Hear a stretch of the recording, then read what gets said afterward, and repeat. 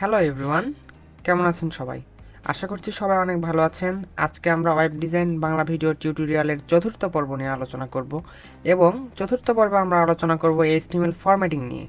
কিন্তু তার আগে যারা আমার চ্যানেলে নতুন তারা নিচ থেকে সাবস্ক্রাইব বাটনে ক্লিক করে নোটিফিকেশন বাটনটি অন করে দিন, কারণ এই চ্যানেলে টেকনোলজি রিলেটেড ভিডিও এবং ওয়েব ডিজাইন ডেভেলপমেন্ট নিয়ে আমি নিয়মিত ভিডিওগুলো আপলোড করে থাকি, যেগুলো আপনাদের অনেক উপকারে আসবে। যাই হোক, আজকে হয়তো একটু বেশি বকবক করে ফেলেছি, তাহলে চলুন শুরু করা যাক। ফিরে আসছে ইন্টোর পর।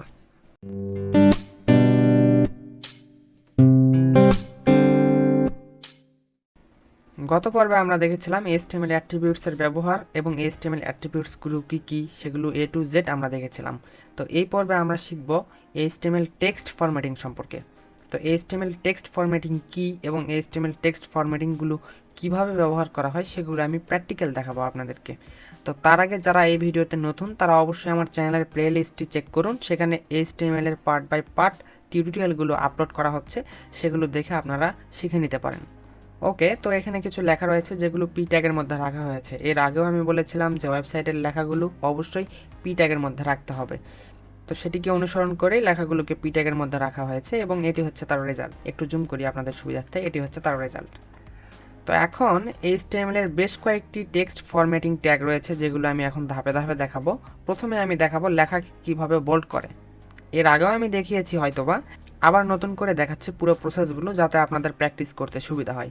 তো লেখাকে বোল্ড করার জন্য অবশ্যই আপনাকে বি ট্যাগ ব্যবহার করতে হবে, অর্থাৎ কোনো কিছু লিখতে গেলে সেটিকে বি ট্যাগের মধ্যে রাখলেই লেখাটি বোল্ড হয়ে যাবে। তাহলে চলুন প্র্যাকটিক্যালি দেখে নেওয়া যাক। এখানে বি ট্যাগের মধ্যে যদি আমি কিছু লেখা লিখি, আপনারা অবশ্যই জানেন যে ট্যাগ কিভাবে শুরু করে এবং শেষ করে, সুতরাং নতুন করে এটি আর বলার কিছু নেই। এখানে আমি কিছু লেখা লিখলাম যে নিউ টেক্সট হেয়ার।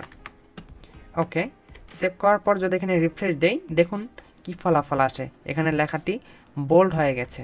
এবং বোল্ড করার আরও একটি মাধ্যম রয়েছে, আপনারা স্ট্রং ট্যাগ ব্যবহার করেও লেখাকে বোল্ড করতে পারেন। এখানে একটু লক্ষ্য করুন, এখানে যদি আমি স্ট্রং ট্যাগ লিখি, স্ট্রং ট্যাগ শুরু এবং স্ট্রং ট্যাগ শেষ, এবং এই স্ট্রং ট্যাগের মধ্যেই টেক্সট লিখতে হবে।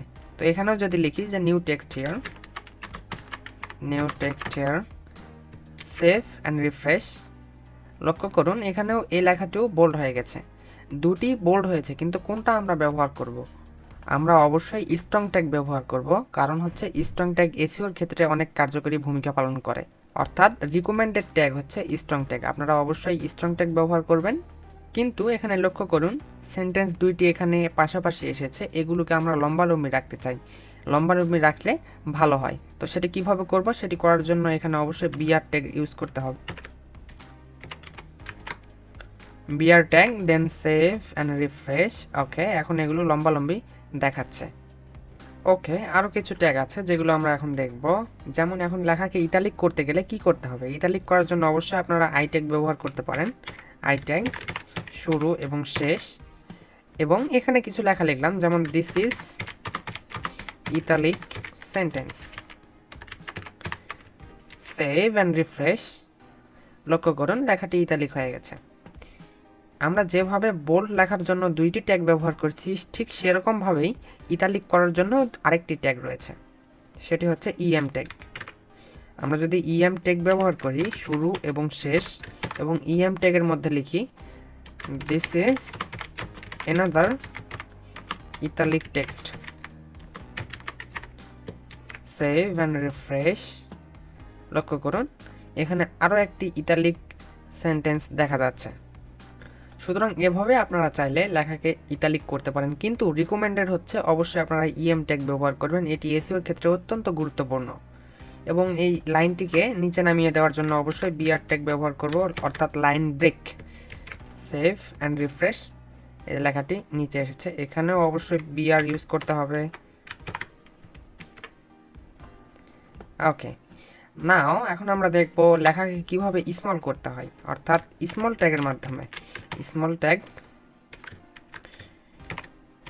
শুরু এবং শেষ করুন স্মল ট্যাগ, এবং স্মল ট্যাগের মধ্যে যদি আমি লিখি দিস ইজ স্মল টেক্সট, এবং এখানে অবশ্যই বিআর ট্যাগ ব্যবহার করতে হবে লাইন ব্রেক করার জন্য। সেভ অ্যান্ড রিফ্রেশ, লক্ষ্য করুন এই লেখাগুলি এবং এই লেখার মধ্যে কি তফাৎ আছে। এই লাইনটি বড় এবং এই লাইনটি ছোট, এটি হচ্ছে স্মল ট্যাগের কাজ। অর্থাৎ আপনারা লেখাকে ছোট করতে পারেন প্রয়োজন হলে। এরপর আমি দেখাবো লেখাকে মার্ক করা। এর জন্য মার্ক ট্যাগ ব্যবহার করতে পারেন। HTML এর চমৎকার একটি ট্যাগ। এখানে যদি মার্ক ট্যাগের মধ্যে আমি কিছু লিখি সেটি মার্ক হবে। এখানে যদি লিখি this is market, okay, save and refresh. লক্ষ্য করুন এই লাইনটি মার্ক করা হয়েছে।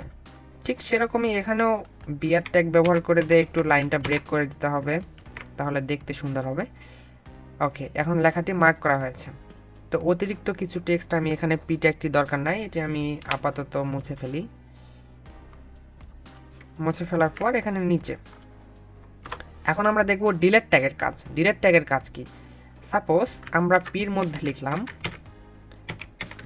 একটি পণ্যের মূল্য, যেমন $18 এবং সেভ অ্যান্ড রিফ্রেশ। এখানে লক্ষ্য করুন এই ডিলেটের মধ্যে আমরা যে লেখাটি লিখেছি সেটি কেটে গেছে, এবং আপনি যদি এই ডিলেটের পরে যদি বর্তমান মূল্যও লিখতে চান সেটিও লিখতে পারবেন। অর্থাৎ ডিলেট ট্যাগের কাজ কি? ডিলেট ট্যাগের কাজ হচ্ছে লেখাকে কেটে রাখা। আপনারা চাইলে পি ট্যাগটি নাও ইউজ করতে পারেন, এটি অপশনাল। পি ট্যাগ ডিলেট করে দিলাম অ্যান্ড সেভ অ্যান্ড রিফ্রেশ। আপনারা অবশ্যই বুঝতে পারতেছেন। এখন আমরা আরও দুটি ট্যাগ নিয়ে আলোচনা করব। একটি হচ্ছে সুপারস্ক্রিপ্ট এবং আরেকটি হচ্ছে সাবস্ক্রিপ্ট। এই দুটি আসলে কিভাবে ব্যবহার করে চলুন একটু দেখে নিই। এখানে যদি লিখি সাব, শুরু করুন এবং শেষ করুন। আমরা অনেক সময় গণিতের সূত্র লিখি, ঠিক তখন আমরা লিখি a plus B whole square plus a square plus 2ab plus B square. ঠিক এরকম সূত্র যখন আমরা লিখি তখন আমাদের স্কোয়ারের প্রয়োজন পড়ে। সেটিও আসলে এই HTML এর লেখা সম্ভব এই সাবস্ক্রিপ্টের মাধ্যমে। সেটি কিভাবে?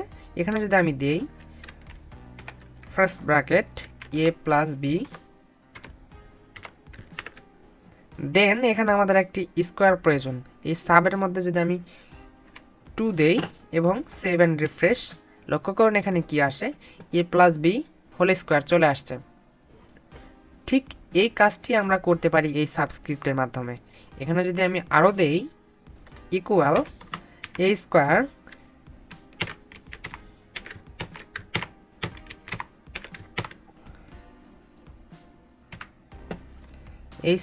Plus 2ab plus B square. B এবং স্কোয়ার লেখার জন্য অবশ্যই সাব ব্যবহার করতে হবে আপনাকে।